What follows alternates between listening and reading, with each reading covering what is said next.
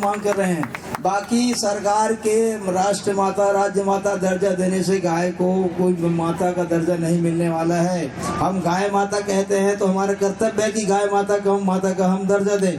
कर्तव्य, हमारा कर्तव्य होता है कि माता पिताजी का सेवा करना है, तो हम कोई अपेक्षा नहीं रखते कि हमको कोई वेतन मिलेगा, कुछ और अर्थ मिलेगा। हमारा कर्तव्य है, जो माता हमको पालन पोषण कर रही है, जिनके बदौलत हम इस दुनिया में हैं, उसकी सेवा करना हमारा परम धर्म है, परम कर्तव्य है। ऐसे गाय माता के कार्यक्रम में हम सब लोग इकट्ठे हुए हैं। आप जैन बंधु हैं, मैं तो कहता हूँ कि जैन बंधु जो है देश में जितनी गौशाला चल रही हैं उसमें 80% गौशाला जैन बंधु चला रहे हैं, बिना कोई शासन से ऐड लिए। मैं जो जहाँ तक भ्रमण किया हूँ, तो आज सच्चा जैन बनना है तो गाय माता के शरण में जाना पड़ेगा। जिनेंद्री जिसको कहते हैं, इंद्री को जीतना है तो गाय के शरण में जाना ही पड़ेगा।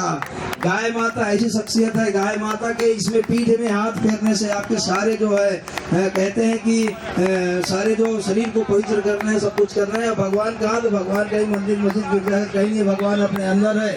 उस भगवान को भी प्राप्त करना है तो गाय माता को साधना पड़ेगा। गाय माता के एक यहाँ पर एक कामधेनु है जिसके पूछ के बारे में बता रहे थे, Guinness book of world record में उनका नाम है। तो ऐसे गाय माता है, उसके सानिध्य प्राप्त करने के लिए विदेश में सुनील भाई मानसिका जी बता रहे थे कि 10,000 20,000 उसका 1 घंटा 2 घंटा 3 घंटा का पैसा ले रहे हैं। उस गाय माता, हम तो कहते हैं गाय दर सड़क में भटक रही है और एक्सीडेंट से मर रही है, और हम कहते हैं कि गाय माता चिल्ला रहे हैं, तो इससे होना नहीं है। हम अपने जीवन में गाय माता को बाहर जो भटक रही है उसको आश्रय दें। तो मेरा निवेदन है, तो मैं ज़्यादा प्रसंग नहीं बढ़ा रहा हूँ, मैं तो सिर्फ आप लोगों के पदम जी के आग्रह से मैं आ गया हूँ। गाय की जो कुछ योजना बनी है उस योजना को बता करके और अपना बात समाप्त करूँगा। अभी छत्तीसगढ़ सरकार ने, विष्णुदेव सरकार की एक महत्वाकांक्षी योजना आने वाली है, गोधाम नाम से एक योजना आएगी, जिस योजना में गाय को प्रत्येक पंचायत में, संकुल स्तर में जहाँ रखना है वहाँ पर कम से कम 200 गाय की क्षमता रहेगी। अधिकतम 200 गाय, 150 से 200 के बीच में रहेगी। उसको सरकार कुछ सहायता प्रदान करेगी और प्रथम किस्त में 1460 गोधाम बनने वाले हैं प्रथम चरण में। और ऐसी आशा है कि कुछ आने वाले साल 2 साल में, 2 साल के अंदर सभी ग्राम पंचायत तक ये पहुंच जाएगी। उसका हेतु है, सबसे पहले गाय माता जो है आश्रय रहित ना रहे, सभी कहीं न कहीं आश्रय स्थलों में रहे। और एक बात और मैं इससे बोलने के पहले कह दूं कि गौशाला जो है, गाय गौशाला में सुखी नहीं रहती। मेरा घोष हुआ कि आप सब लोग सुनते होंगे, मैं मेरा इंटरव्यू वगैरह में, गाय माता किसानों के घर में सुखी रहेगी। गाय और किसान का संबंध पुनर्स्थापित कैसे करें, इस बिंदु पर हम कार्य कर रहे हैं। और गाय माता जो है जब सुखी रहेगी, जब किसान उनको अपनाएंगे, और किसान सुखी रहेगी जब गाय माता को अपनाएंगे, यानी दोनों एक दूसरे, एक सिक्के के दोनों पहलू हैं। तो हम इस बिंदु पर कार्य कर रहे हैं। तो ऐसा एक गाय जो है, लगभग छत्तीसगढ़ में 3 लाख गाय ऐसे हैं जो आश्रय रहित हैं। उस गाय की व्यवस्था करना पहला लक्ष्य है, और उसके लिए गोधाम योजना अपने बीच में आ रही है। वो गोधाम योजना जो है स्वयंसेवी संस्था को दिया जाएगा। उसमें ये मनोहर गौशाला भी हो सकता है, जो स्वयंसेवी संस्था है जो अच्छे कार्य कर रहे हैं उस क्षेत्र में, उनको ही दिया जाएगा। और मेरा मानना है कि गाय जो है और बाकी भी योजना जब तक जन सहभागिता नहीं होगी तब तक शासन के भरोसे होना संभव नहीं है, 100% कारगर संभव ही नहीं है।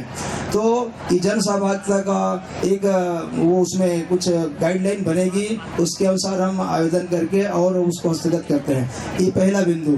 दूसरा बिंदु है, अभी अपने चंदेल जी कह रहे थे कुछ अच्छा होने वाला है, सही में अच्छा होने वाला है, उसमें कुछ शंका की बात ही नहीं है।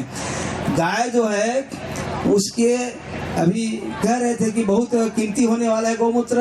अरे कीमती है ही है, आप किसी भी दुकान में जाकर खरीदिए, 150 रुपये लीटर में गौ मिल रहा है। कामधेनु वर्ग के नाम से कई नाम से बना रहे हैं, 5 सामान्य 500 बता रहे हैं। तो दूध से तो महंगा आज भी है गौमूत्र जो है, और महंगा होने वाला है।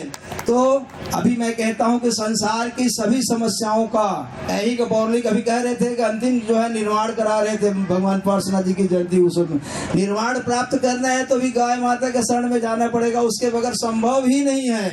ऐसा कोई ऋषि महर्षि ऐसा कोई बताइए जो बिना गाय के प्राप्त कर लिया हो। आप सब लोगों को मालूम है, एक छोटी सी कथा बता रहा हूँ। श्वेत केतु की कथा जानते हैं। दालक ऋषि का पुत्र था। उन्होंने बोला कि बेटा तू जा गुरुकुल में पढ़ने के लिए चला गया वो, और पढ़ करके आया तो एकदम अहंकार से सारे 4, 6, 7, 18 पुराण और 4 वेद जितने भी आगम निगम पुराण और त्रिपटे जो भी कहते हैं सब चीज पढ़ के आ गया था वो।